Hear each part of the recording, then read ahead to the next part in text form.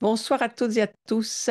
Nous sommes jeudi 3 avril et je vais reprendre là un petit peu en avant de ce que nous avons vu la dernière fois. Je veux rappeler que Dieu a donné la possibilité aux hommes et aux femmes que nous sommes de vivre une nouvelle création spirituelle. Et combien c'est important de comprendre que la, la gloire de Dieu dont il est question. On me posait la question hier, j'étais encore sur un Zoom et j'entendais des personnes avec lesquelles je travaillais, des textes me dire, mais c'est quoi finalement la liberté, la gloire des enfants de Dieu, la liberté glorieuse, ça veut dire quoi?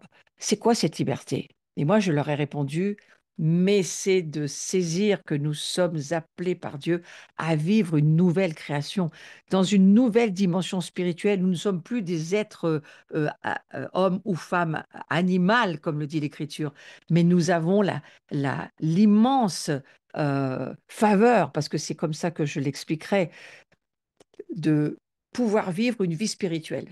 Et c'est de cela dont il est question dans ce cours depuis maintenant plusieurs mois, pour pas dire plusieurs années. Nous devons nous rendre compte que la liberté glorieuse des enfants de Dieu que nous sommes lorsque nous acceptons Jésus-Christ dans notre vie, c'est que nous avons la possibilité de nous accorder avec cet homme nouveau, homme voulant dire homme ou femme, hein, homme nouveau dont il est question dans la parole de Dieu. Et ce cours sur lequel nous allons, c'est de comment s'accorder avec cette nouvelle création, ce nouvel homme que nous sommes, que nous avons besoin de découvrir et de voir par la foi. Parce que, eh bien, écoutez, cette liberté extraordinaire, glorieuse liberté qui est la nôtre, la première chose que j'ai répondu, c'est nous ne sommes plus sous la tyrannie du péché, nous n'avons plus une nature de pécheur. Nous ne sommes plus obligés d'être les marionnettes du diable, mais nous avons maintenant un esprit vivant éternellement. Il faut apprendre à vivre avec. Et c'est de cela dont je vais parler aujourd'hui. C'était tellement impressionnant hier de répondre à ces questions. Je me disais, mais c'est mon cours du jeudi et elle devrait suivre mon cours. En fait, c'est là où j'en suis. Donc, je redis que Dieu, il nous donne la possibilité de vivre une nouvelle création spirituelle. C'est de cette spiritualité-là dont il est question. En fait, ça permet une émergence de l'homme nouveau que Dieu promet en nous disant que oui, on va passer par un chemin de transformation et c'est écrit comme un passage de gloire en gloire. Et ça repose sur la volonté de Dieu de quoi faire? D'habiter chez nous. C'est Dieu qui veut habiter chez nous. C'est pour cela qu'il nous fait, il recrée une création qui n'existait pas. Il régénère notre esprit qui était mort sans Christ en nous. Nous sommes morts. Nous sommes morts spirituellement. Et quand Jésus vient, nous sommes vivants spirituellement. On appelle ça la vie éternelle. Et c'est la révélation, le fait de saisir que nous devenons des êtres spirituels et que cette transformation spirituelle, eh bien, pourquoi devions-nous devenir ces êtres spirituels? Parce que Dieu veut vivre chez nous, parce que Dieu est esprit et que Dieu ne peut vivre que dans euh, l'esprit qui est le nôtre. Il ne peut pas vivre dans des âmes, Dieu. Il vit dans l'esprit. Il est esprit et il cherche des adorateurs en esprit et en vérité. Donc le fait de devenir des êtres spirituels, eh bien, ça fait de nous, ça donne la possibilité à Dieu de vivre chez nous et de venir y demeurer. Pas seulement des visitations, on en parlera beaucoup plus tard, pas seulement venir nous visiter, habiter chez nous. C'est ce que Dieu veut, c'est son désir, c'est ce qu'il essaye de nous dire dans toute l'Écriture. Et que le secret de la véritable voie, c'est-à-dire du chemin, euh, en nous, eh bien, c'est ce secret, c'est que nous portons en nous la vie éternelle. Et ça, il faut le voir par la foi et le croire. Souvenez-vous, pour croire, il faut renouveler nos pensées. On ne peut pas croire au niveau de notre cerveau humain, mais on peut croire les choses spirituelles lorsque c'est le Saint-Esprit qui vient nous les révéler. Et pour cela, il faut que nous soyons nés de l'Esprit et que nous marchions par l'Esprit. Alors, j'ai beaucoup d'enseignements sur ma chaîne YouTube sur lequel va se passer ce replay. Et là, vous pourrez revoir tous ces enseignements sur comment marcher par l'esprit, qu'est-ce que ça veut dire, pourquoi faut-il marcher par l'esprit. Moi, j'avance, d'accord? Mais là, je voulais juste reparler de ce secret. Il y a un secret. Jésus, c'est un chemin, il y a un secret. Et nous portons en nous, eh bien, cette vie spirituelle, cette spiritualité éternellement dans laquelle nous sommes entrés grâce à Jésus. Et c'est là où Dieu a placé dans notre cœur ce secret de la nouvelle création, rempli de grâce, de dons. C'est une immense gloire qui habite chez nous. Il faut le voir par la foi. Il faut chercher à ce que ce mystère soit dévoilé. Donc, c'est le sujet de ce cours. Et l'idée de comment s'accorder avec l'homme nouveau, c'est ce que nous avons vu dans les cours précédents. J'y reviens pas. Je veux juste rappeler deux, trois points du cours juste avant celui-ci. L'homme nouveau, il doit apprendre à exercer le droit de sa nouvelle nature, le droit à manifester l'esprit qui est en lui. Pour ça, il faut savoir qu'on est vivant, il faut savoir que nous sommes devenus des esprits vivifiés et que l'esprit qui est en nous, eh bien maintenant, il veut se manifester au travers de nous.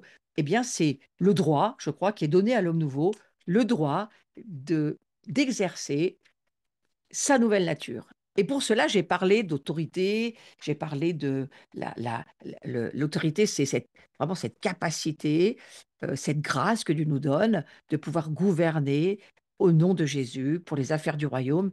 C'est pas seulement l'autorité, mais aussi la puissance pour que cette autorité puisse s'établir. Donc j'ai parlé de puissance, qui est la force ou le pouvoir, et puis l'autorité, qui est le droit de le faire. Donc nous avons non seulement le droit de exercer ce droit de la nouvelle nature que nous sommes à manifester l'esprit qui est en nous, mais nous avons bien entendu aussi la puissance, la force, le pouvoir de le faire.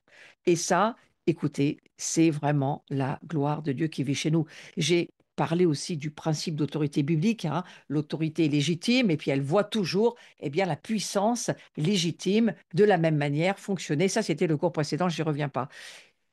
Et puis, au fond, dans la crise que nous traversons, ces temps de la fin qui sont compliqués, où on voit vraiment beaucoup de choses monter, on voit des douleurs, on voit des souffrances, on entend les bruits de guerre, on voit tout ce qui se passe autour de nous, c'est le commencement des douleurs, c'est ce que nous explique l'Écriture. Mais au travers de tout ça, il n'y a rien qui nous étonne. La Bible en parle, il faut juste lire les chapitres qui concernent, on va dire, tout ce que la Bible en dit. Lisez Luc 21, lisez Matthieu 14, tous ces chapitres, Matthieu 24, tous ces chapitres-là qui parlent de ce qui est en train d'arriver. Mais pas seulement, on voit bien que nous aussi, nous sommes en labeur, c'est-à-dire en travail. J'ai parlé de ce travail, les douleurs de l'enfantement, l'agonie de la mort et cette kénose que va avoir à vivre Jésus et que nous aussi, d'une certaine manière, nous avons besoin de vivre sur ce modèle de Christ. C'est que cette gloire, eh bien, la gloire de Dieu, elle va se manifester au travers de personnes qui s'abaissent pour laisser la liberté à Dieu d'être qui il est dans leur vie. Et il y a un abaissement, il y a forcément un renoncement à notre vie, et il y a forcément des transformations qui doivent se faire. C'est là-dessus vers quoi nous allons. Et j'ai aussi terminé par l'idée que il y a ce salaire du péché, ce péché qui produit la mort. Et bien entendu, si nous sommes esclaves du péché, eh bien nous allons en vivre les fruits. Et l'homme nouveau, lui, il n'est pas appelé à vivre dans le péché, il est appelé à vivre dans la sainteté. Et bien entendu que maintenant, nous sommes un esprit vivifié, mais notre âme et notre corps ont besoin de se discipliner, d'apprendre à vivre, à marcher par l'esprit, d'apprendre à se retirer pour laisser l'esprit de Dieu en nous prendre, on va dire, le contrôle des choses. Et c'est là où j'aimerais reprendre là où j'en étais. Sans les possibilités extraordinaires conférées à l'homme nouveau, créé en vérité selon son créateur, hein, on l'a beaucoup vu, ce verset d'Éphésiens 4, 24 qui dit qu'on est le produit de la sainteté, on est le produit de la vérité. Nous sommes nés dans la matrice de Yeshua. Nous sommes comme est Yeshua dans sa nature divine. Et c'est ce que nous sommes. C'est pas nous avons un peu de lumière, c'est nous sommes lumière. Nous sommes devenus comme Christ, enfant de Dieu. Et donc, cette, cette nouvelle naissance, elle est là. Dieu a créé l'homme nouveau pour qu'il vive. Et c'est vraiment la chose qu'il faut qu'on saisisse, c'est très important. Il l'a créé pour qu'il vive, pour qu'il domine et que rien ne puisse l'empêcher de vivre. Toute la puissance de Christ est dans l'Église, ce que la Bible appelle l'Ecclésia. Donc, c'est pas la Bible, l'Église comme beaucoup d'entre nous, on pourrait peut-être avoir une idée de ce qu'est l'Église, le bâtiment ou les clochers. C'est pas ça du tout. L'Église, c'est notre communion avec Dieu, Dieu Trinité, Père, Fils, Saint-Esprit. On a une communion avec le Père, le Fils et l'Esprit Saint. Et c'est cette communion-là qui nous donne d'être euh, qui ils sont, parce que c'est ce que ça produit. Et bien sûr, notre âme et notre corps vont apprendre à s'aligner, à marcher, à se discipliner, à se soumettre à cette communion. Mais il y a aussi toute la puissance de Christ, elle se trouve dans la communion des frères et des sœurs. J'y reviendrai. Mais je vais surtout aller là sur les forces vitales de l'homme nouveau qui l'emportent sur les agissements récalcitrants de l'ancien homme, on va dire le vieil homme, avec bien sûr une puissance invincible, parce qu'on sent qu'il y a en nous la puissance de Dieu en nous qui peut faire tout jus- jusqu'à ce qu'on puisse le laisser faire. Mais tout est possible à celui qui croit. Et il y a une force en nous, il y a un pouvoir qui s'assoit sur l'autorité légitime de Christ, et le pouvoir qui vient pour confirmer, exercer cette autorité, cette force qui est en nous, cette dynamisme qui est en nous, on la sent. Cette force qui vient, qui lui vient en tant qu'homme nouveau, en secours, mais cette force, elle était cachée. Et à présent, elle est en train d'être révélée. L'accord avec l'homme nouveau, c'est de rentrer dans les révélations. Nous avançons de révélation en révélation. Et ce sont ces révélations qui viennent nous permettre de manifester qui nous sommes en Christ. Je dis nous parce que c'est pas quelque chose d'individuel. Quand on parle de la puissance de Dieu, la manifestation de Dieu dans la gloire de Dieu, ça n'est plus une affaire individuelle, c'est une affaire collective. C'est une identité collective. On parle de la communion fraternelle, on parle de la communion avec Dieu, mais on parle aussi de la communion fraternelle. Et cet homme nouveau-là, eh bien, il est affranchi de tout ce qu'il entravait et il commence à discerner une voie qui l'invite, qui l'appelle à traverser, à rentrer dans la réalité spirituelle, à rentrer dans les révélations. Et ça fait bouger la gloire et ça permet la manifestation de Dieu en nous et autour de nous. Ce même changement, il peut se produire subitement, sans effort ni douleur, comme un réveil après un long sommeil. On peut vivre cette transformation-là parfois d'une toute autre manière. Mais ce que je voudrais faire remarquer, c'est que les nouvelles naissances, elles ne se ressemblent pas, mais elles sont toutes transformatrices. Et l'être nouveau que nous sommes, il est en transformation continuelle. Il faut le saisir. C'est important de repenser toujours à cette transformation tellement importante et de voir que toutes les nouvelles naissances que nous vivons, eh bien, elles nous transforment. La physionomie spirituelle de l'homme nouveau, on pourrait le définir comme ça. L'homme nouveau, il est pour tous, en général, l'image spirituelle du Christ.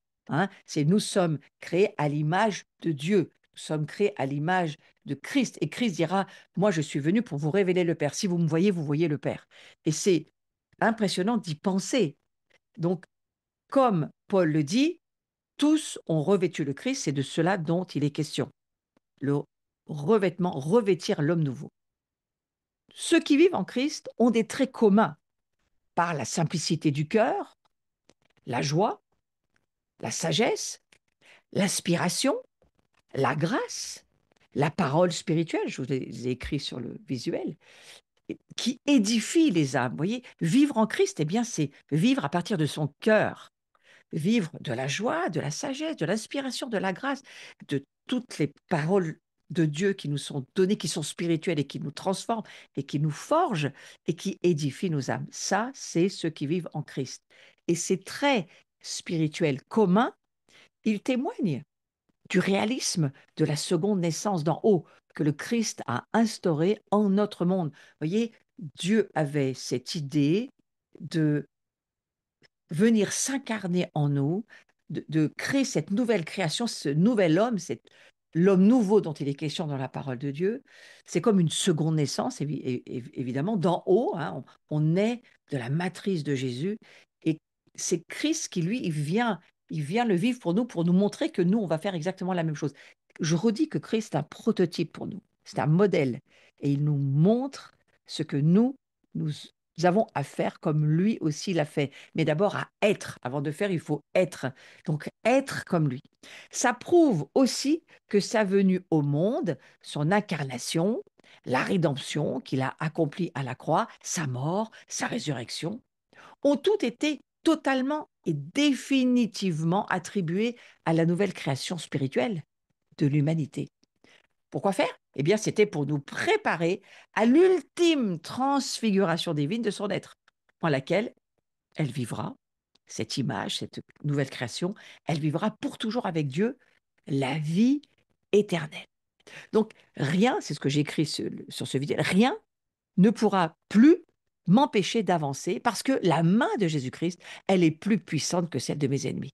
Il y a en moi cette nouvelle création et je sais que Christ vit en moi et je sais aussi qui est Christ, qui maintenant lui vit dans les cieux et je sais qu'il ne m'abandonnera jamais, il sera toujours avec moi et que sa venue au monde, son incarnation, sa rédemption, sa mort, sa résurrection, elles ont toutes été définitivement attribuées à nous, la nouvelle création. Nous aussi, de la même manière, dans notre incarnation, nous vivons la rédemption, nous vivons ce qui a été accompli à la croix grâce à Christ, nous vivons la mort du vieil homme, nous vivons la résurrection de la nouvelle humanité que nous sommes en lui, et que tout cela, eh bien, c'est pour nous. C'est pas seulement que Jésus l'a vécu, il l'a vécu pour que ça puisse devenir pour nous la vie, la vraie vie.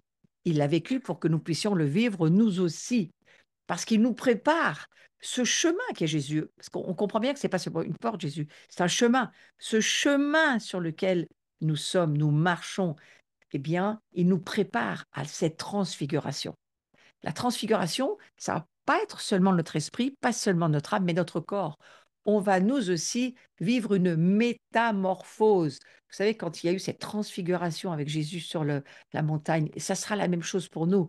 On est en train de vivre une transfiguration, une métanoïa, une métamorphose, et c'est alors que nous la voyons par la foi pour le moment, parce que pour le moment, nous vivons par la foi. C'est l'être intérieur, le royaume est à l'intérieur de nous, c'est l'être intérieur qui vit de l'éternité de Christ en nous, tout cela, c'est en train d'avancer. Donc cette nouvelle création qu'on a, d'une certaine manière, on peut dire comme ça, secrètement reçue au baptême. En fait, c'est une réalité aujourd'hui que nous attestons dans notre propre vie. Mais réfléchissons bien. Lorsque nous avons vécu notre baptême, surtout pour ceux qui avons demandé notre baptême volontairement, nous étions en pleine conscience, comme Jésus l'a fait, de demander notre baptême, de vouloir notre baptême, d'être partie prenante de la décision. Je veux me faire baptiser parce que je comprends ce que ça veut dire. En tous les cas, à une certaine mesure de compréhension, hein, parce que voilà, on a des mesures et évidemment que les révélations, eh bien, elles grandissent parce que les naissances en nous nous font grandir. Mais cette nouvelle création, elle est quand même secrètement reçue au baptême parce que il y a un secret qui se laisse être dévoilé petit à petit. On est de plus en plus en train de voir ce que signifie le baptême, de voir où est-ce que le baptême nous emmène, qu'est-ce que la Bible en dit. Évidemment, on grandit. Et donc, en grandissant, la révélation sur le baptême devient de plus en plus immense. Et au fond, la nouvelle création, eh bien, elle se révèle petit à petit. Mais aujourd'hui, par cette création nouvelle, eh bien, il y a une Église véritable qui se manifeste. Elle est riche, cette Église, avec tous ses dons, autrefois cachés, aujourd'hui révélés. Il y a une Église qui n'a pas toutes encore ces révélations, mais il y a une Église qui commence vraiment à rentrer, à voir ces révélations qui se dévoilent. Hein. La révélation, c'est un dévoilement. C'est quelque chose qui nous est... il y a un voile qui s'enlève, on peut voir, on peut comprendre, et on entre. C'est comme le prophétique, c'est quelque chose qui, tout à coup, le voile s'enlève et on comprend par l'esprit tout ce que la Bible est en train de nous dire. C'est une compréhension prophétique du livre, parce que là, c'est quoi la prophétie? C'est la Bible. La Bible, c'est la prophétie, par excellence.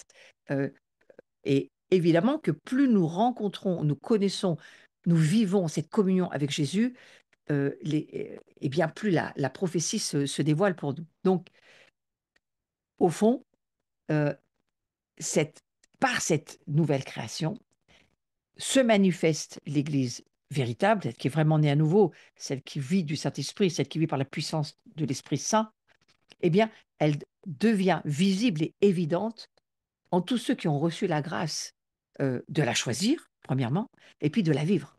Donc, il y a ce choix de vouloir vivre cette nouvelle création.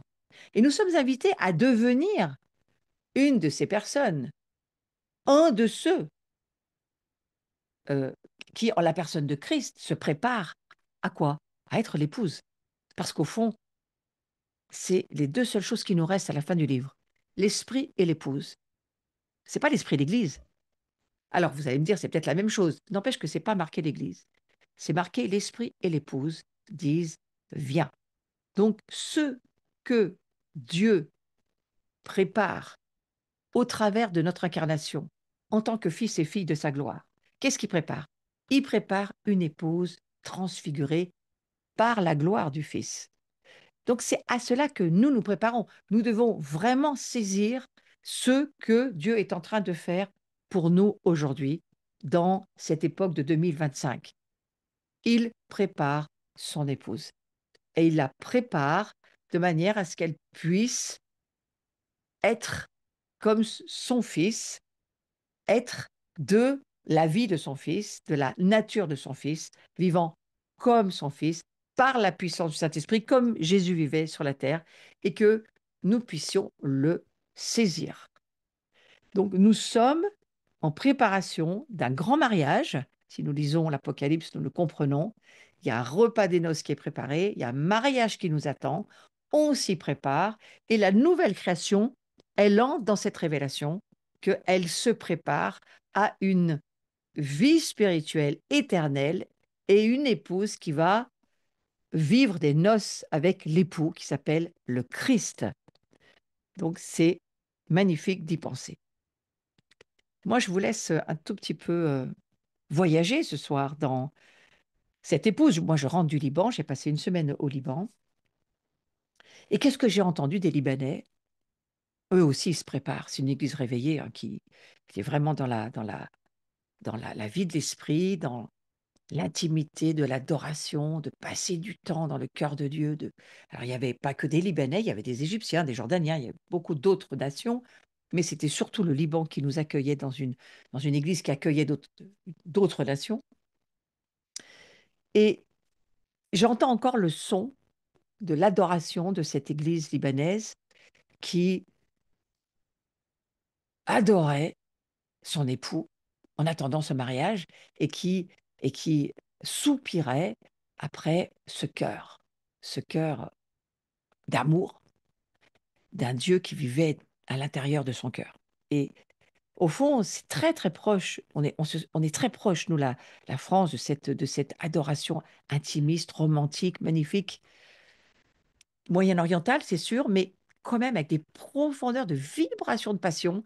Et la chose qui nous éblouissait et nous éclaboussait plus que ça, nous pénétrait finalement, c'était cette épouse libanaise qui se préparait pour son mariage et qui libérait son amour à son bien-aimé. Et ça m'a tellement frappé de me dire que dans ce Moyen-Orient qui est dans tellement de chaos et de troubles, il y a une église tranquille, calme, dans l'adoration, vivant au troisième étage, hein, c'est ni au premier ni au deuxième, mais au troisième étage, dans l'intimité du cœur de Dieu, et qui est en parfaite paix intérieure, qui s'attend à tout, parce qu'ils ont tout perdu hein, dans cette guerre qui n'arrête pas, dans ce Liban qui n'en finit pas de souffrir et de vivre tellement de difficultés, même si ça va un petit peu mieux pour ces jours, mais c'est encore quand même pas, l'économie ne se relève pas, c'est quand même très compliqué encore, et qui ont traversé tant et tant de douleurs et de souffrances et de perte de tout. Il y a un son, le son d'une église qui sait qu'elle est l'épouse, qui sait qu'elle se prépare et qui connaît son Dieu et son Christ. Et je me suis dit, waouh, comme c'est fort. Et ce soir, je veux libérer ça sur nous. Je veux libérer, ça passe, vous savez, ça passe par le cloud, ça passe par les vibrations de la prière et de l'intercession, et ça passe sur les guetteurs que nous sommes et que nous cherchons à continuer à être pour nous préparer, nous aussi, à être cette épouse magnifique. La nouvelle création, elle se prépare au mariage, ça c'est sûr.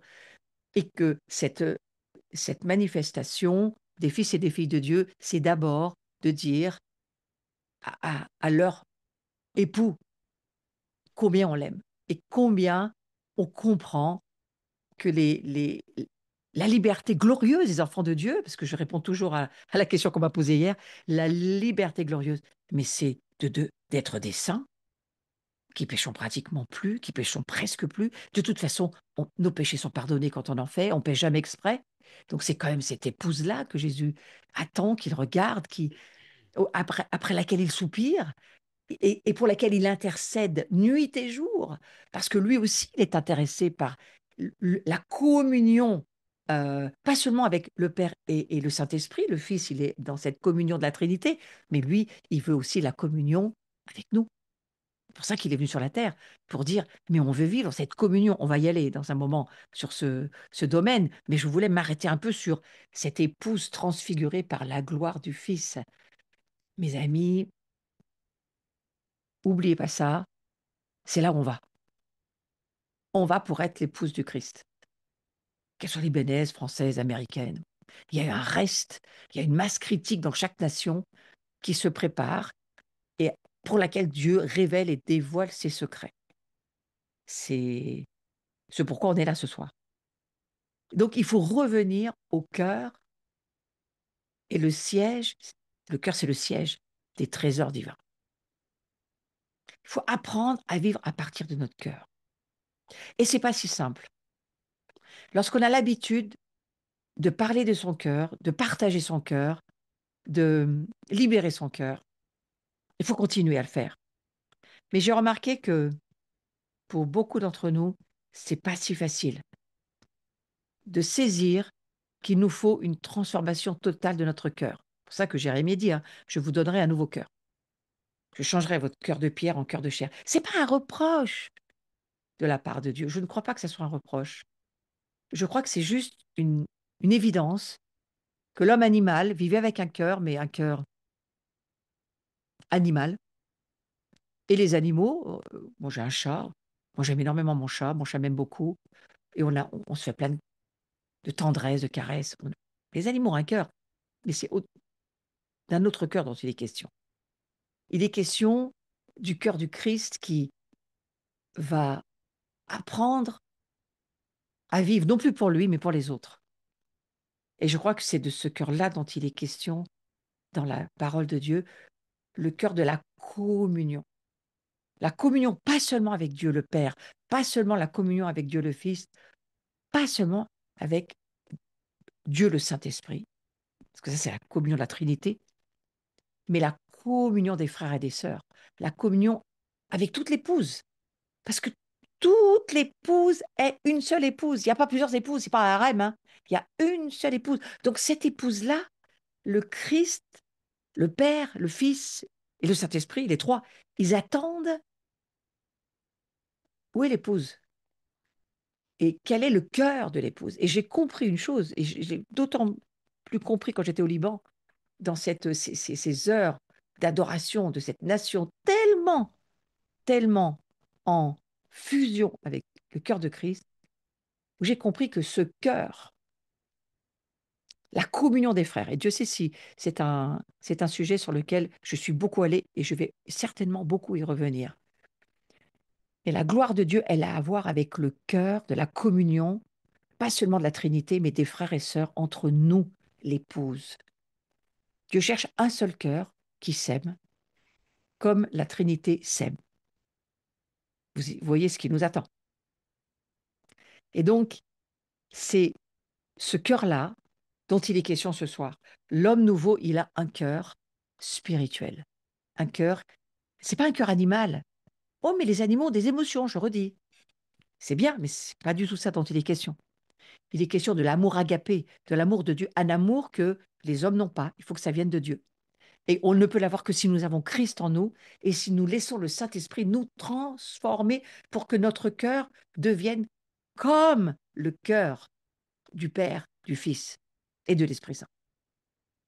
Et c'est ce siège où se trouvent tous les trésors, c'est ce cœur, ces entrailles qui doivent être transformées là aussi. Donc il y a un secret là derrière, il y a un secret de la communion, j'y reviendrai. Je pense que je vais y revenir. En tous les cas, il est certain que le secret de la porte véritable, le secret du chemin, hein, Jésus va dire: «Je suis le chemin». Je vais même vous lire la référence parce que je l'ai sous les yeux. Jean 10, verset 7, Jésus leur dit encore: en vérité, je vous le dis, je suis la porte des brebis». Bon, très bien. Et il n'y en a qu'une. Donc, la porte, c'est Jésus. Il n'y a rien d'autre que Jésus. Cherchez pas autre chose. La porte, c'est Jésus. Mais le secret du chemin. Si donc le Christ se trouve vraiment dans l'homme nouveau spirituel, il y a un secret.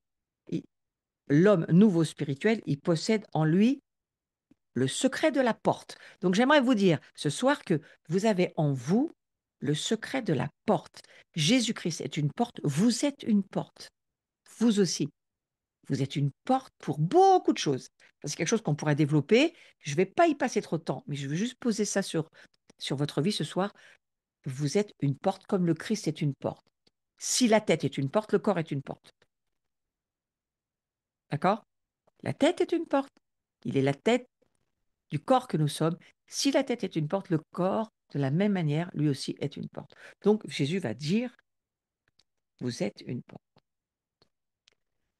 Le secret du chemin, Jean 14, verset 6, Jésus lui dit, encore, c'est toujours Jean qui parle, je suis le chemin, la vérité et la vie, ça on le sait. Nul ne vient au Père que par moi.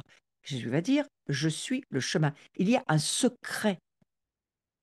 Si lui, il est le chemin, nous aussi, nous sommes le chemin. La vie spirituelle en nous fait que nous sommes une porte pour les autres, nous sommes un chemin pour les autres. Et Paul va dire, vous tous qui avez été baptisés dans le Christ, vous avez revêtu le Christ. Si nous avons revêtu le Christ, nous sommes Christ, comme Christ, avec Christ. Mais ces petits mots, on les rajoute pour que ça fasse une belle phrase grammaticale. Mais dans la révélation spirituelle, nous sommes Christ, nous aussi, sur la terre, dans l'incarnation, puisqu'il vit en nous. Donc, à l'intérieur de l'homme nouveau se trouve l'accueil, la porte, l'union, la communion. Et l'Écriture va nous dire dans 1 Jean 1,4, je vous lis juste pour que vous vous en souveniez, pour que notre joie soit complète. Il est question de la joie, pas seulement la nôtre, mais la joie des cieux.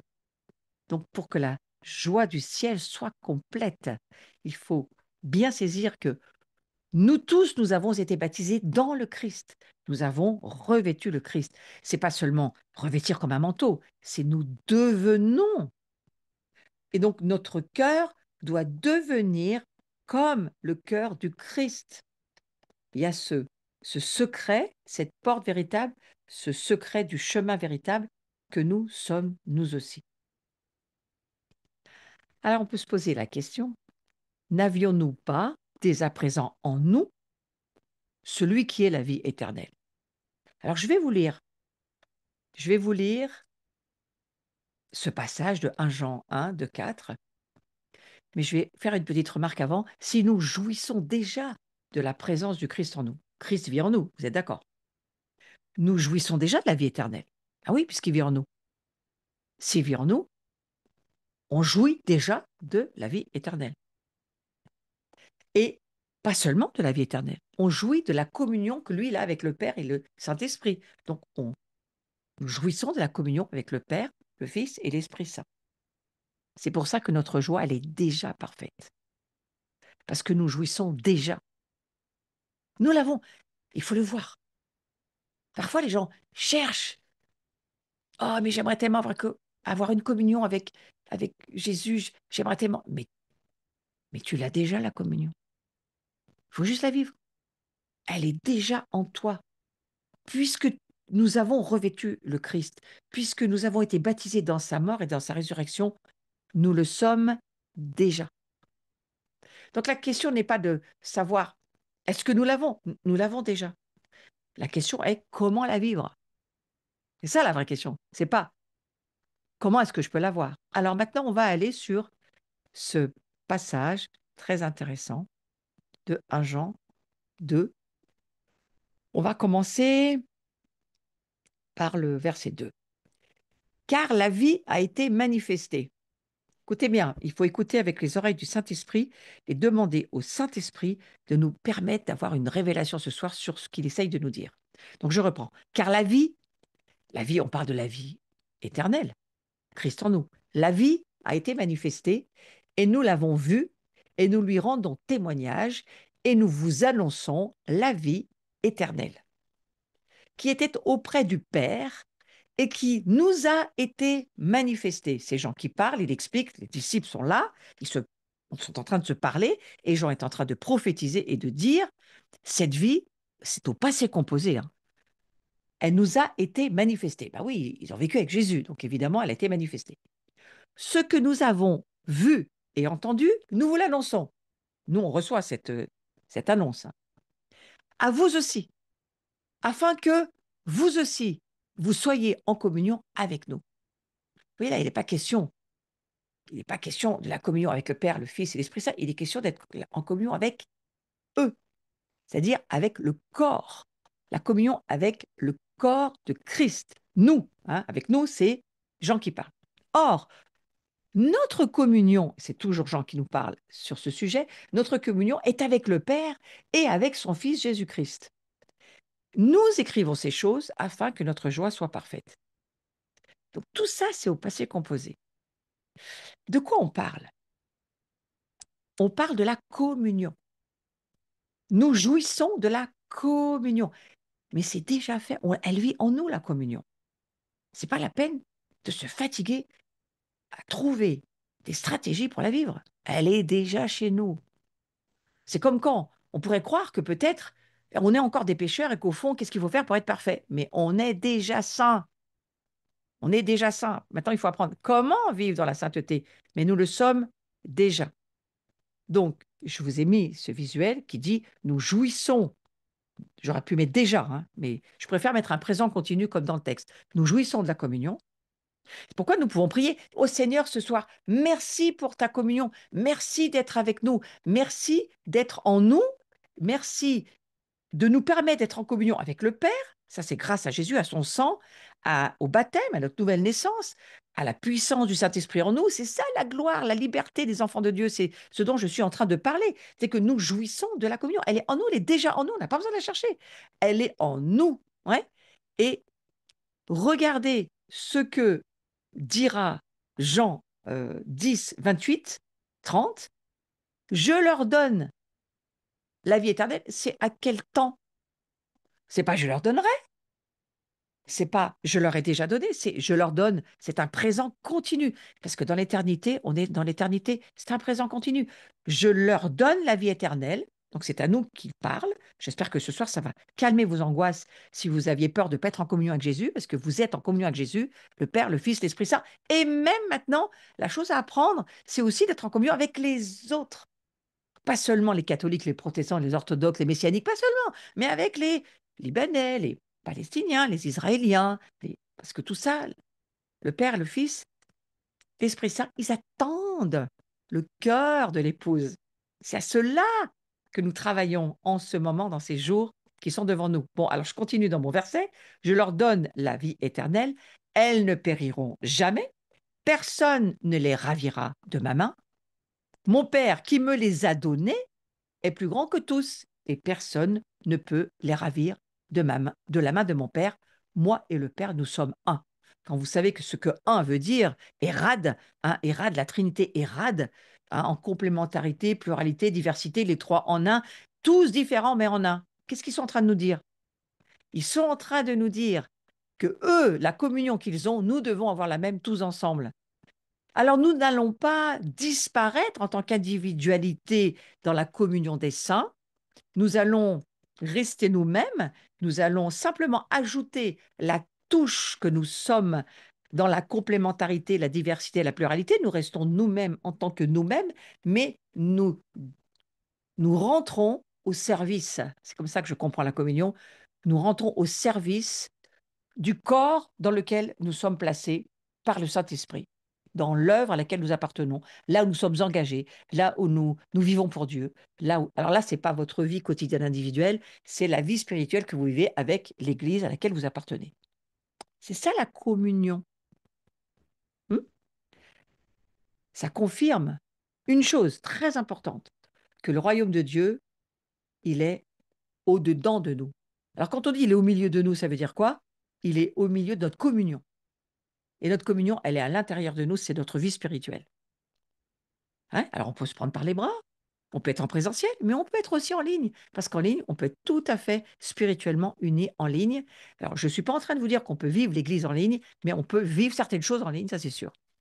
Et c'est très important. Et hier, j'étais sur un Zoom, un autre, j'en ai eu plusieurs, et tout à coup, on priait comme ça les uns pour les autres. Pouf, le Saint-Esprit est tombé sur une personne qui était dans sa petite fenêtre de Zoom. Et c'était très étonnant de voir que c'est comme si on était à côté, en fait. Et l'Esprit Saint, ça ne l'a pas du tout empêché de toucher cette personne qui était très loin, en fait, qui était très près dans la communion. Donc, on peut être très près et très loin, ou on peut être très loin et très près. Vous me suivez? Allez, je ne recommence pas. Vous réécouterez. Donc, en fait, l'idée, c'est quand même de se dire, le royaume de Dieu, ça c'est Luc 17, 21 qui nous en parle. On ne dira point, il est ici, il est là, car voici, le royaume de Dieu, il est au milieu de vous. Au milieu de vous, ça veut dire au milieu de votre communion, au milieu de la communion des esprits qui sont unis ensemble et qui produisent seuls. La communion des esprits produit des choses spirituelles. Des âmes qui se rencontrent sont des amis, hein, mais des amis, ça ne peut pas produire des choses spirituelles. Ami égale âme, c'est l'âme.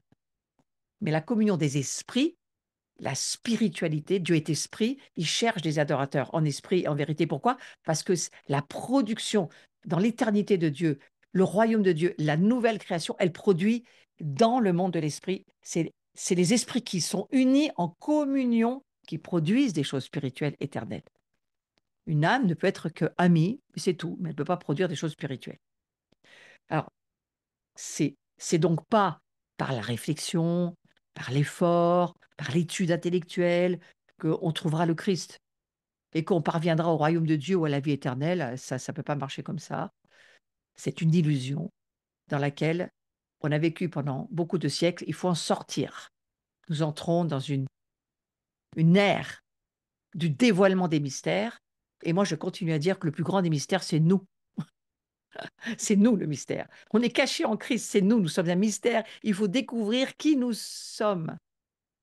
Ouais. Amen. Ouais, c'est intéressant de se dire. Alors, on va aller résumer en quelques minutes quand même. Qu'est-ce que je viens de vous dire? Nous sommes en communion. Maintenant, nous jouissons de cette communion. Il ne faut pas courir après. Elle vit en nous.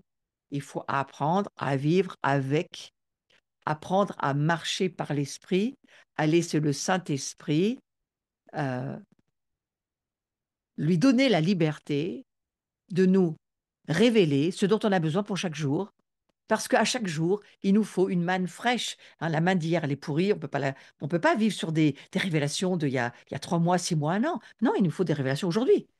Moi, j'ai besoin de manger tous les jours et d'avoir des révélations qui me font grandir tous les jours. Et cherchons à vivre de cette manière-là. Mais nous jouissons de la communion déjà. Nous avons la communion avec le Père, le Fils et l'Esprit Saint.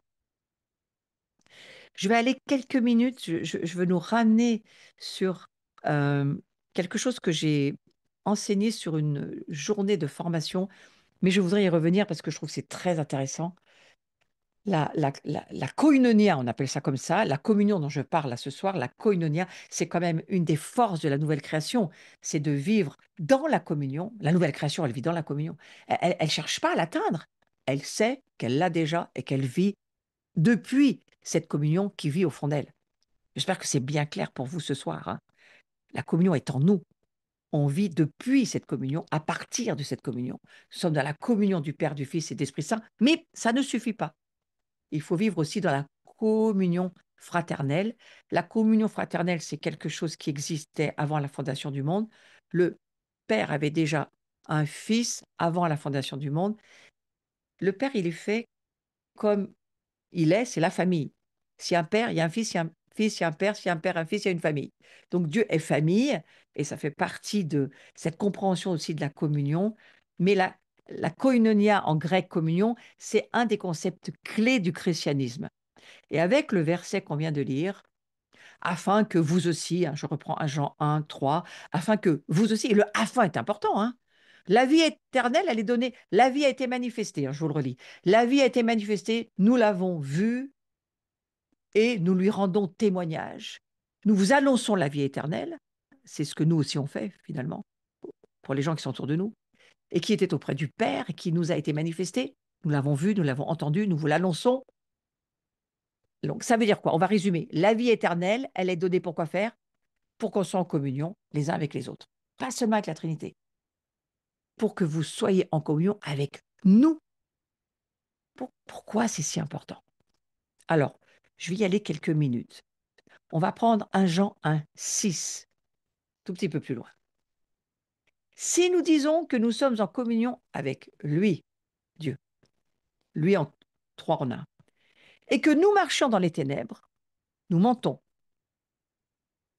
et nous ne pratiquons pas la vérité.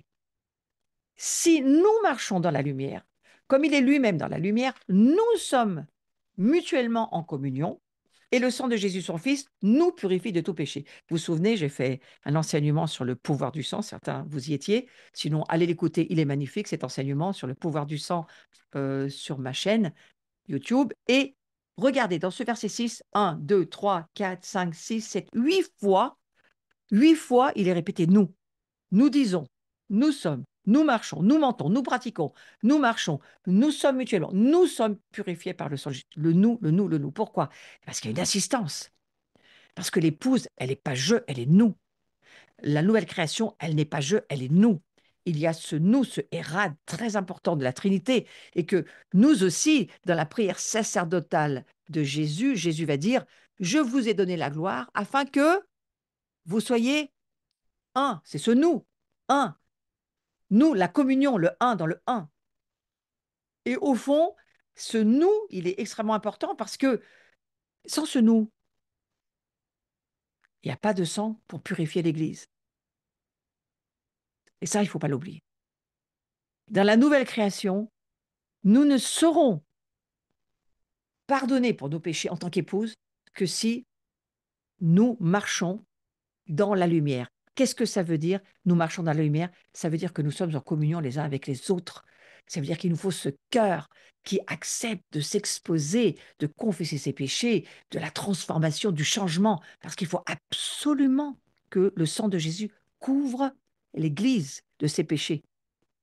Et pour cela, pour marcher dans la lumière, il faut la communion des frères, des saints, la communion les uns avec les autres. C'est pour ça que Jean va dire, c'est extrêmement important que vous soyez en communion avec nous. Il faut qu'on soit en communion. Parce que s'il n'y a pas la communion, il n'y a pas la lumière. S'il n'y a pas la lumière, eh ben, il n'y a pas la purification par le sang de Jésus de nos péchés.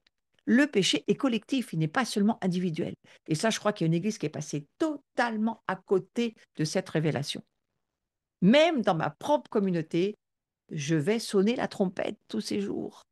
J'ai déjà sonné la trompette, mais il faut recommencer. Il faut le saisir. C'est une révélation extrêmement importante. Le Christ, le Père, le Fils attendent l'épouse, mais l'épouse, elle a qu'un seul corps, qu'un seul cœur. Et c'est cette communion des saints qui forme l'épouse. Voyez tout le travail qui nous attend? Oui, oui, oui, certains, vous le voyez, je vois. Et pour que le sang de Jésus nous purifie continuellement, parce que c'est un présent continu, hein, vous voyez que dans ce verset de 1 Jean 1, 6, 7, le numéro 7, c'est tout au présent. Nous sommes mutuellement, c'est un présent continu, en communion. Le sang de Jésus, son Fils, nous purifie, c'est en continu, présent continu, de tout péché. La communion fait que nous sommes continuellement purifiés par le sang de Jésus. Pas de communion entre nous, pas de purification du sang de Jésus. On peut peut-être comprendre un petit peu pourquoi l'Église a certaines difficultés à voir une gloire s'épaissir. Parce que s'il y a le salaire du péché, j'en ai parlé avant, le salaire du péché, c'est la mort.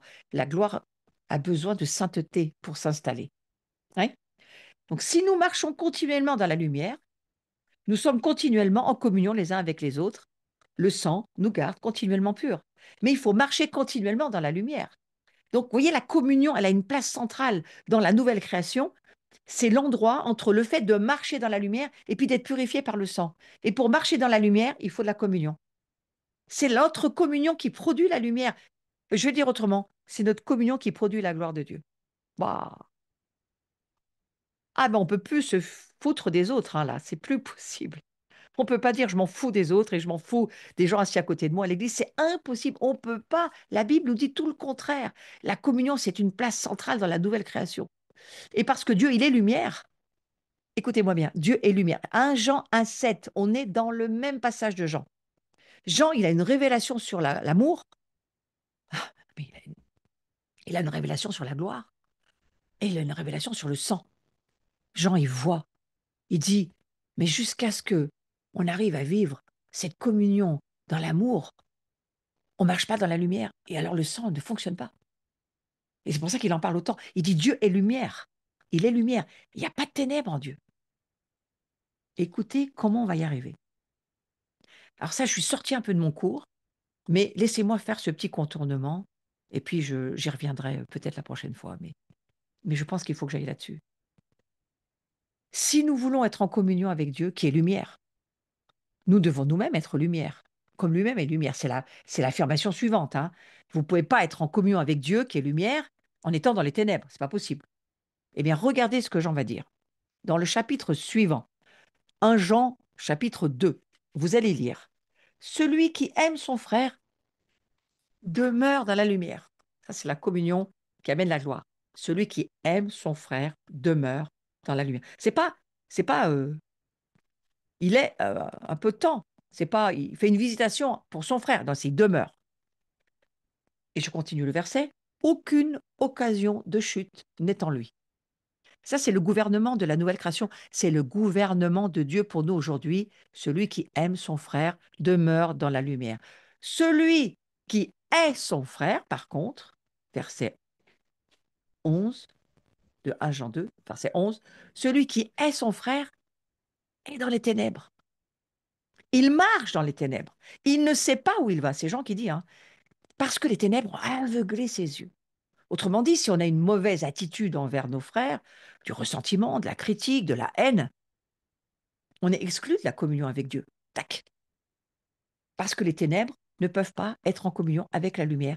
Combien de gens sont exclus de la communion avec Dieu? Ils ne comprennent pas. Ils pleurent, ils crient, ils s'énervent, ils deviennent rebelles, ils sont frustrés. Ça ne va rien arranger, hein. Ça ne va rien arranger. La seule chose qu'il faut, c'est comprendre ce que nous dit l'Écriture. Si nous sommes en amour avec nos frères, si nous laissons notre cœur être travaillé pour aimer nos frères, alors nous marchons dans la lumière. Alors le sang fait son effet. Ah oui, je nous vois hocher du menton. Et là, on avale et on dit, Seigneur, va vraiment avoir besoin de toi, mais on a vraiment besoin du Seigneur. Moi, je le dis en premier pour ma propre vie et je le dis pour nous tous qui sommes là, mais au moins, là, moi, je vous prêche la vérité. Parce que si on garde l'amour de la vérité, c'est le livre des Thessaloniciens 1,9, je ne sais jamais si c'est le 1 ou le 2, mais c'est un des deux, qui nous dit, Dieu envoie une puissance d'égarement pour ceux qui n'ont pas l'amour de la vérité. Donc, on va essayer de ne pas s'égarer, d'accord? Ce n'est pas le moment. Ce n'est pas le moment de s'égarer. Même si le message nous paraît difficile, moi aussi, il me paraît difficile ce message. Je vois bien, j'étais au Liban, je vois bien les Libanais qui sont la belle église dont je vous ai parlé, mais vous pouvez très difficilement, à certains, pas tous, mais certains, leur parler d'Israël, hein, parce que là, ça passe pas. Évidemment, c'est un ennemi selon certains, Israël. Pas tous, certains ont la révélation d'Israël, mais ceux qui l'ont pas, oh, vous leur parlez pas d'Israël. C'est comme si on parlait à un Israélien du Hamas, c'est pareil, hein. Vous voyez où on en est là aujourd'hui? C'est un exemple que je prends, mais voilà. Donc, si nous marchons dans la lumière, comme il est lui-même, Jésus, on parle de Jésus, dans la lumière, nous sommes en communion les uns avec les autres, et donc le sang de Jésus, eh bien, il nous purifie de tout péché. Donc le péché, c'est pas seulement notre histoire à nous, c'est notre communion. Et la gloire, elle descend quand il y a la communion des saints. Je commence à comprendre de plus en plus la place centrale de la communion pour la gloire de Dieu. En fait, c'est le test de nos relations. voyez, la place logique de la communion, hein, c'est le test de nos relations. Et en fait, c'est le test pour notre état spirituel. La nouvelle création, elle va tester son état spirituel en comprenant, sommes-nous en communion avec les uns avec les autres ou pas? Qu'est-ce que ça veut dire en communion? Ben, ça veut dire qu'on les aime, les autres. Premier commandement, tu aimeras Seigneur ton Dieu, puis tu aimeras ton prochain comme toi-même. Bah oui, on y revient.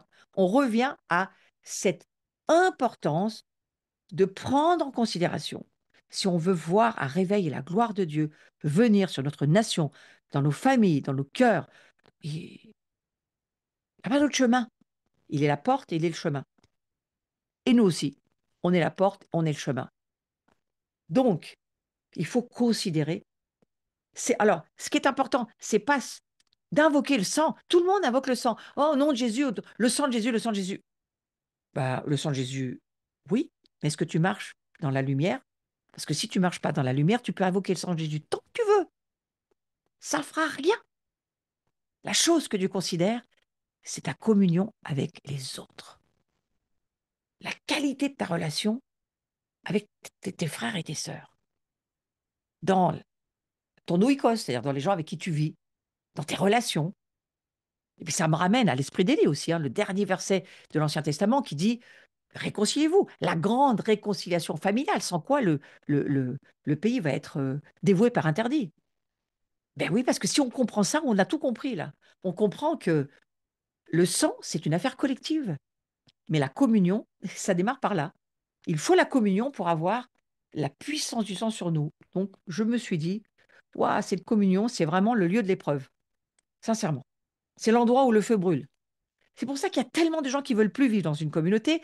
Plus personne ne veut vivre dans l'église. Les gens s'en vont en ligne. Alors, je ne parle pas pour nous ce soir, parce qu'il y a plein d'entre nous là, on fait partie de communauté. Donc, c'est très bien. Je dis ça pour ceux qui ne le font pas.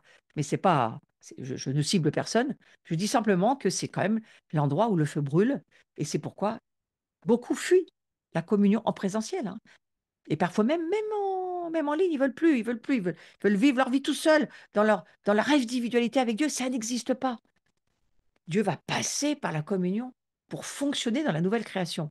Et c'est pourquoi vous allez voir dans l'Écriture que c'est toujours marqué nous, nous, nous. Nous sommes le temple, nous sommes assis avec Christ, nous, nous, nous. Il n'y a plus de je dans la nouvelle création, dans le temple que nous sommes pour Dieu. Alors, je redis, oui, nous gardons notre individualité dans le nous. Il y a ce mystère que Dieu nous a fait particularité, singularité, pluralité. Il en tient compte. Mais c'est pour le service de l'Église. C'est pas pour vivre notre vie comme on voudrait dans notre ego. Ça n'a rien à voir, hein. Donc, et on va voir aussi que, en fait, cette communion que vivent ensemble le Père, le Fils et l'Esprit Saint, eh bien, nous aussi, on doit prendre ce même modèle ensemble. Et lorsque nous adorons Dieu, que nous communions, nos esprits communient ensemble, eh bien, il y a des productions qui se font. Et je vais finir avec cette pensée magnifique, mais je voulais quand même en parler 3 secondes. En fait, euh, cette communion dans laquelle naissent tous les desseins de Dieu, dans cette communion fraternelle, cet endroit-là, ce lieu-là, le diable ne peut pas toucher. Il n'a aucun pouvoir de rien faire. C'est pas accessible pour lui. C'est l'endroit, ce qui vit, ce qui naît de l'esprit, en fait, en étant ensemble dans la communion, en servant le Seigneur, en étant au service les uns des autres, en partageant ensemble dans l'esprit, hein, je parle toujours de la vie spirituelle, dans l'esprit, cette communion, eh bien, Satan ne peut rien. Là, il ne peut rien. C'est dans ce lieu de la communion où ce qui est né de Dieu va vaincre du monde. Qu'est-ce qui me permet de dire ça? Toujours un Jean, vous voyez, c'est Jean, hein, toujours. Oh, la révélation de Jean est énorme. 1 Jean 5, verset 4. Tout ce qui est né de Dieu triomphe du monde. Tout ce qui est né de la vie d'esprit, tout ce qui est né de cette naissance de la communion avec Dieu, mais aussi des saints entre eux, triomphe du monde. Ça ne peut pas échouer. Donc, l'Église, l'Ecclésia, l'épouse qui vit de sa communion avec la Trinité, mais aussi les uns avec les autres, ça ne peut pas échouer. Et on a 1 Jean 5, 18, un petit peu plus loin, qui nous dit, mais celui qui est né de Dieu se garde lui-même, le malin ne le touche pas. Donc cette communion va être extrêmement importante parce qu'elle va nous mettre hors du fait. Satan ne peut pas nous toucher. on va dire, hors de la main du diable. Le diable ne peut pas nous toucher quand on est dans cette communion-là. Et je me suis dit, c'est quand même énorme de voir cela. Tout ce qui est né de Dieu est inviolable et invincible. Ça triomphe de l'esprit de ce monde, donc du diable. Donc voilà, je veux m'arrêter là parce que c'est l'heure. Je reprendrai peut-être ce sujet de la communion, parce qu'il y a encore beaucoup de choses à dire. On pourrait aller sur Jean 17 en disant, mais cette gloire, c'est pour quoi faire? C'est pour la communion, le hérad. Pourquoi? Parce que dans la communion, le sang fonctionne continuellement. C'est une banque ouverte continuelle. Donc Seigneur, je te remercie que c'est quelque chose qui doit nous, allez, qui doit nous donner de la respiration et plein d'espérance, l'espérance de la gloire. C'est de cela dont il est question dans ce cours où la transformation, dans la nouvelle création que nous sommes déjà. Mais maintenant, il faut nous laisser être transformés. Oui, Seigneur, donne-nous un nouveau cœur. Ah ben oui, apprends-nous, permets que notre cœur puisse aimer même nos ennemis. Apprends-nous à aimer ceux qui sont à côté de nous. Apprends-nous à pardonner, un style de vie. Apprends-nous à saisir, à comprendre l'importance de la communion de l'épouse que nous sommes, parce que c'est ce qui va faire venir ta gloire, et que nous puissions payer les prix, parce que oui, bah oui, ça coûte très cher, la communion fraternelle coûte très cher, on en est tous conscients, on sait tous ce que c'est que de vivre dans une église, on n'a pas forcément une facilité à aimer tout le monde, eh bien, nous allons y arriver au nom de Jésus. Nous allons arriver à aimer notre prochain. Nous allons demander l'aide du Saint-Esprit. Nous allons demander au Saint-Esprit de venir nous aider avec son feu, parce qu'il y a un feu qui tombe sur nous à l'heure actuelle. Et je crois que si on le demande, il vient, qui chasse les démons, qui détruit les maladies, qui nous sort des captivités. Et il y a un amour, une miséricorde extrêmement puissante de Dieu qui vient pour nous, qui est en notre faveur. Jésus est venu, il est toujours en notre faveur dans les cieux. Le Saint-Esprit, il est d'accord avec les cieux et lui, il vient faire tout ce qu'on décide de faire, comme Dieu nous dit de faire. Lui, le Saint-Esprit, il a la puissance de le faire. Moi, je vous dis, on va y arriver au nom de Jésus. Amen. Amen. Soyez bénis. Et en tous les cas, on se retrouve et je vous souhaite une très belle soirée en croyant et en continuant à croire que s'il nous a choisis, eh ben, c'est parce qu'on va y arriver. Amen. Voilà, le prochain cours, c'est le 10 avril et nous continuerons sur ce domaine de la nouvelle création. C'est merveilleux. Plus on la voit, plus on a envie d'être qui nous sommes déjà. Amen. Donc le 10 avril, je serai ce samedi à Paris. Voilà, pour tout un après-midi. Et vous pouvez me rejoindre. C'est la basilique de Sainte-Jeanne d'Arc. Et nous allons passer un bel après-midi. On va aller sur des délivrances et sortir des captivités parce que c'est ce qu'on m'a demandé de faire. Donc, pour la gloire de Dieu, on se prépare. C'est exactement le sujet du cours. Magnifique. Voilà. Ensuite, le 12 avril, à l'abri, mais vous pouvez aussi vous inscrire par Zoom et je donnerai un enseignement et il y aura du ministère, comme on fait toujours dans ces journées-là. C'est l'avant-dernière journée. La prochaine journée sera ensuite au mois de juin et j'en aurai fini pour cette année scolaire. Alors oui, moi je vous attends tous, hein, le mardi 15 avril, en ligne. Donc on ne sort pas de chez nous, c'est facile. On allume notre Zoom ou le YouTube et on se met, c'est un YouTube, on se met tous ensemble et on va passer une soirée à nous aligner sur les fêtes de l'Éternel. Alors c'est pas la soirée de Pessah, mais vous allez voir, c'est une soirée spécifique où on va vous parler de choses très intéressantes sur la fête de la Pâque. Plein de choses avec David Bouillon, Marc Blancou et Yuval Yannet qui va pour nous, il va nous enregistrer parce qu'il ne pourra pas être là. Il sera dans le désert. Il m'a dit, mais je vous enregistre un message rien que pour vous. Waouh! Alors voilà, je vous attends ce soir-là.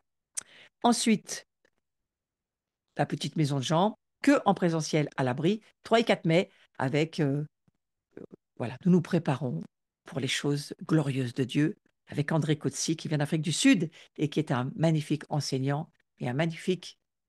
Oh, je ne sais pas qu'est-ce qu'il est, lui, prophète, louangeur, un homme de Dieu, magnifique. Ensuite, nous avons de nouveau une journée à Fréjus, le 17 mai. Nous serons avec, on va dire, le groupe de louanges. Il y aura Laurent, il y aura aussi, j'aime beaucoup Timothée Weiss qui va venir avec son violon, il va nous bénir aussi, lui-là. Et puis, Saïd Oudjibou, Julie Le Rouge et moi-même. On va suivre le Saint-Esprit et on va passer une belle journée dans l'unité, dans l'amour, un amour brûlant, c'est ça qu'on veut. Amen. Et puis, je serai en Normandie, voilà, pour les Glo. Alors, je suis un peu désolée parce que c'est la marche pour Jésus à Lyon, mais je ne pourrais pas y être. Mais voilà, je serai en Normandie le 24 mai. Si vous êtes dans le coin, vous pouvez me rejoindre. Voilà, j'ai mis le dernier samedi de l'année pour ceux qui voulaient garder vos dates. C'est le 21 juin. Ça sera le dernier. Ensuite, on vit une grande longueur au mois de juillet. On a nos cœurs jubiles, 5, 6, 7 juillet. Magnifique, on entre dans le sanctuaire. Ensuite, on a la maison de Jean, chez nous, où on veut soquer dans l'esprit et on veut laisser le Saint-Esprit nous submerger. Voilà, c'est vraiment nos relations d'alliance. Et avec Tal Aroni qui vient d'Israël et avec cette onction d'Israël, on veut sceller, tisser notre alliance avec Israël. C'est ça qu'on va faire avec Tal, une jeune femme, vous allez voir, très, très belle dans l'esprit et messianique, bien sûr, avec toute sa compréhension messianique. Donc, c'est très intéressant. Et ensuite, pour finir, allez, le bouquet, tous à gagnère. Et on ne s'est pas quitté tout l'été parce qu'on est à chaque fois partout. Laurent et moi, d'ailleurs, et puis une bonne partie de la communauté de l'abri. On se retrouve à Gagnères. Inscrivez-vous. On est déjà plus de 80, donc c'est bien. Et on aimerait être beaucoup plus que ça. Et on a envie de vous voir. Donc, venez passer cette semaine avec nous. Ça sera, enfin, c'est une petite semaine, hein. Voilà. On sera tous là. Je vous souhaite une belle soirée. Vous pouvez toujours commander mes livres. Vous pouvez en offrir. Moi, j'ai des gens maintenant qui me demandent pour en offrir. Je me suis dit, oh, mais c'est bien, maintenant, il y a des gens qui veulent offrir mes bouquins. C'est super. C'est des beaux cadeaux. Surtout le pardon, la délivrance pour ceux qui ne connaissent pas, mais le pardon, c'est la clé pour la gloire. C'est vraiment la clé. Donc, voilà. Si vous n'êtes pas encore abonné à ma chaîne, faites-le, s'il vous plaît. J'en ai besoin, c'est important pour moi. C'est important aussi pour que on ait de la visibilité tous ensemble dans les enseignements sur la gloire de Dieu et sur la croix, parce que c'est surtout sur la croix l'important. Et ensuite, eh bien, merci à tous ceux qui me soutenaient, me remerciaient, m'envoyaient des dons. Je vous bénis. Si vous le faites sur l'abri, il faut bien mentionner Florence Maréchal, les guetteurs, hein, c'est important, parce que si c'est pas mentionné, moi, ça ne me revient pas, ça va partir dans l'œuvre, mais c'est pas tout à fait la même chose. Voilà. Merci beaucoup. Passez une belle soirée. Soyez bénis et que vous puissiez vous dire quand même, cette nouvelle création, c'est quelque chose. À bientôt.